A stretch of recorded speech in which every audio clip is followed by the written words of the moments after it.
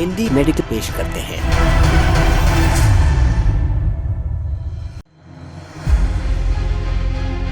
क्या होगा जब इंडिया और चाइना का युद्ध हो जाए? किसके पास कितनी पावर है और कौन होगा जीत के करीब? देखेंगे आज के एपिसोड में। किसी ने कहा है वॉर सबसे आखिरी और अमानवीय तरीका है किसी भी मसले का, लेकिन खुद को बचाने का सबसे आसान तरीका भी।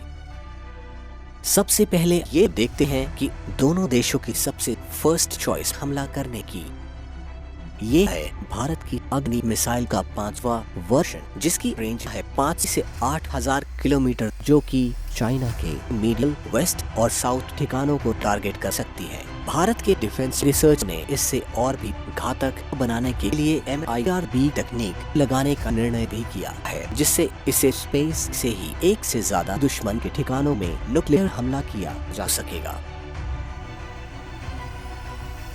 वहीं दूसरी तरफ चाइना के पास है मार्कडोंग डिफेंस, जिसकी रेंज है 12,000 किलोमीटर, इतनी कि अमेरिका को भी टारगेट कर सकती है। श्रृंखला में कई अन्य मिसाइल भी मौजूद है, लेकिन हमारी चिंता DF-21, DF-26 और DF-31 है। अगला हथियार है पृथ्वी मिसाइल। पृथ्वी एक खास तौर से थल सेना के लिए बनाई गई है, जिसकी रेंज 150 से 200 किलोमीटर तक है। ये अपने साथ 1,000 किलो बारूद ले जाने में सक्षम है। मिसाइल मैच में इसकी रेंज का अंदाजा लगाया जा सकता है।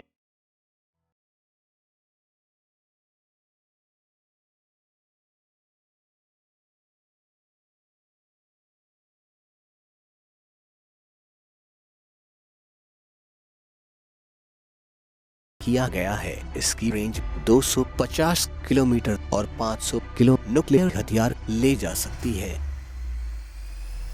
और पृथ्वी 3, जो कि नौसेना के लिए बनाई गई है, इसकी रेंज 650 किलोमीटर तक है। इसके अलावा निर्भय सुपरसोनिक मिसाइल, ब्रह्मोस मिसाइल और कुछ अन्य मिसाइल्स हैं, जो कि भारत के वॉरहेड में शामिल हैं, जिसके बारे में हम आपको किसी और एपिसोड में बताएंगे। अगर आप इसका एक और भाग देखना चाहते हैं तो कमेंट करना ना भूलें। अब चाइना के वॉरहेड की तरफ चलते हैं। क्रूज मिसाइल्स में चीन के पास है DF-31 और DS-31, जिसे जमीन सेना और फाइटर प्लेन से टारगेट किया जा सकता है। इनकी रेंज 1,500 किलोमीटर तक है, जो अपने साथ 500 से 1,000 किलो न्यूक्लियर सामान ले जा सकता है।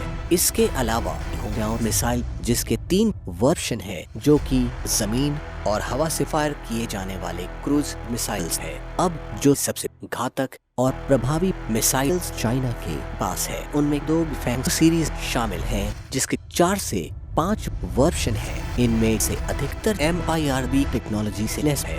इसके अलावा भी बहुत सारे मिसाइल सिस्टम भारत और चाइना के पास है, जिन्हें इस वीडियो में कवर कर पाना मुश्किल है। अब अगर टैक्टिक्स की बात करें तो मैच में देखते हैं आखिर कैसे युद्ध का संचालन किया जाएगा और क्या रणनीति दोनों देश अपना सकते हैं। दोनों देशों की सीमाओं के बीच हिमालय की चोटियों की एक बड़ी बेल्ट है। यहाँ भारत के एयर फोर्स बेस और जमीनी सेना के ट्रुप्स पर क्षेत्र में बराबर फैले हुए हैं, जो कि सेना और एयर स्ट्राइक को बहुत ही कम समय में बॉर्डर या उससे अंदर किसी भी हमले के लिए तैनात कर सकते हैं। जबकि चाइना के एयर और जमीनी बेस इस साइड को फैले हुए हैं। किसी भी युद्ध जैसी स्थिति में जमीनी टुकड़ियों को सीमा में तैनात करने के लिए चाइना को काफी समय लग सकता है, और काफी हाई अल्टीट्यूड और विषम बर्फीली जगह होने के कारण कुछ स्पेशल हेलीकॉप्टर ही ऐसा कर सकते हैं।